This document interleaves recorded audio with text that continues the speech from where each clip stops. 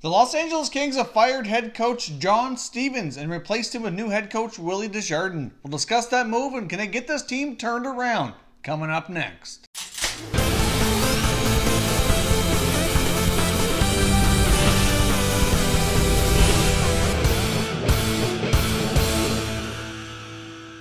Hey everyone, and welcome back to another video here at Top Shelf Hockey. If you're new to the channel, thanks for stopping by. We review and discuss all 31 NHL teams, so if you're a huge hockey fan, consider subscribing and clicking the bell so you don't miss anything. So as I mentioned, you're likely aware by now the Los Angeles Kings have finally made a move here and fired head coach John Stevens. Now this is only his second season. He took over last year, was his first full year as head coach of the LA Kings, and they did get things turned around and had a pretty decent regular season, only to wind up getting swept by the Vegas Golden Knights in round one of the 2018 NHL playoffs. Coming into this season, they really didn't have a whole lot of a team, really. They added Ilya Kovalchuk, who came back from the KHL. Outside of that, they really didn't make a whole lot of moves during the summertime. I mean, they did have a couple little things they did towards the end of last season near the trade deadline. They added Dion Phaneuf, but this was largely the same team that they had last year, which got swept in the first round of the NHL playoffs. Now, many people, myself included, had some concerns over this team that they weren't built with enough speed,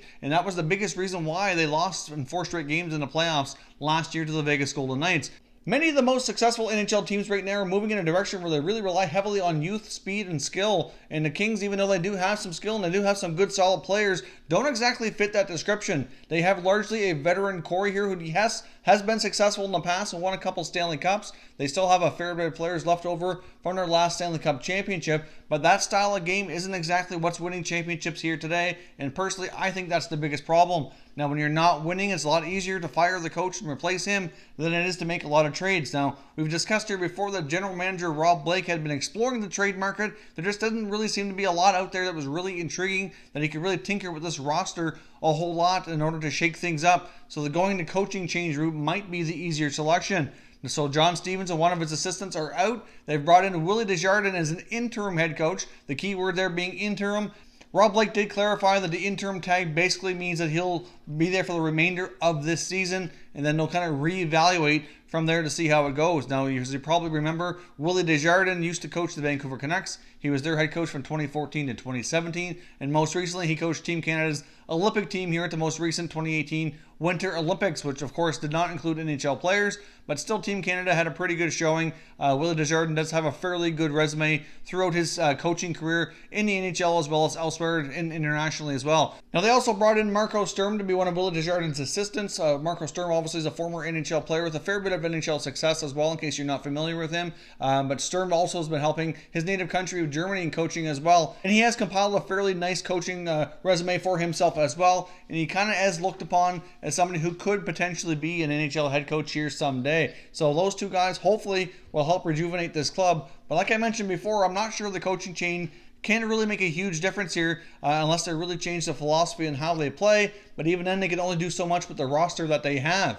I've seen many reports kind of blaming the fact that a lot of the veteran guys just aren't getting it done anymore. But really, if you take a look, for the most part, the veteran guys on the LA Kings aren't doing too bad. I mean, Drew Doughty's having a pretty decent season. You have Ilya Kovalchuk, who just came on and signed a new 3-year deal coming back from the KHL. He's not doing too bad. Veterans like Jeff Carter and Dustin Brown aren't doing too bad as well. And of course, Brown was out injured and has only been back for 3 games, but he's already got 2 goals and 4 points. So, I mean, Brown's been doing well since he's returned. The one veteran who hasn't really been putting up a whole lot for points is Anze Kopitar. Now, as we know, last year, Kopitar really came back with a really exceptionally solid season. The year before that, his numbers were really down, but he bounced back last year with a 92-point performance playing in all 82 games. And so far this year, his production is about cut in half. The 92 points in 82 games puts him over a point per game, about 1.12. And right now, he's averaging about a 0.5 of a point per game. So he's less than half of his production from last year. So obviously, from your top center and arguably your top forward, that certainly is going to hurt. But the thing that's really disappeared the most is their depth scoring. The number of forwards that they have with either 0 or 1 point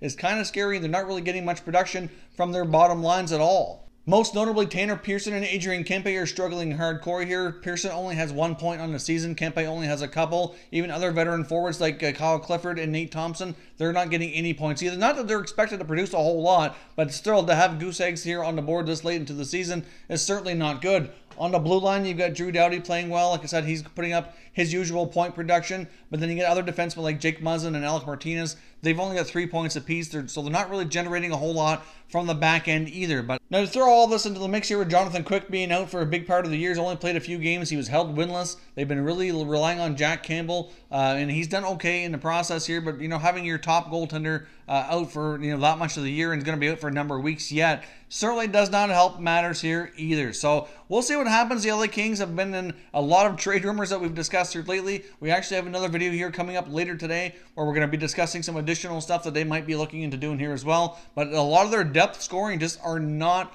producing at all. Even Tyler Toffoli isn't doing as bad as some of the other guys I mentioned, but he could certainly be doing better as well. I think the LA Kings, when they were winning championships here a few years ago, obviously they knew that their forwards like Kopitar and Brown and Carter were getting a little bit older, and by this point in time, I think they really were hoping that guys like Pearson and Toffoli and even on the back end like Martinez and Muzzin could be playing a much larger role, producing at a much larger scale, and kind of have some other youth coming in to kind of take over here and kind of take leadership of this club, but that has not happened. The LA Kings have not had the greatest success with a lot of their drafted players here in the last number of years really developing into anything much at the NHL level as of yet, which is really starting to hurt them at this point. They do have a few prospects that look okay, that look to be pretty solid, like a Gabe Velarde, for example. But, I mean, he's even got a lot of question marks around him now as well. So, hard to say what the LA Kings do here. Do they make some trades to shake this up? Certainly going to be difficult to make, many moves with those aging veterans. Many of them have big contracts and or no move clauses attached.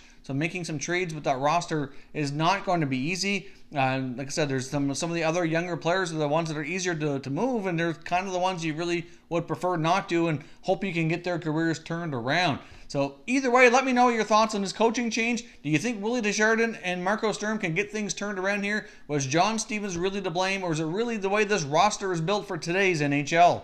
If you're new to the channel here, I hope you consider subscribing. We cover all 31 NHL teams, and there's plenty of content here for all hockey fans to enjoy. So if you're new, hit that subscribe button. If you like this video, don't forget to hit the like button as well. I'd really appreciate it if you did. As always, thank you very much for watching, everybody. We will catch you next time.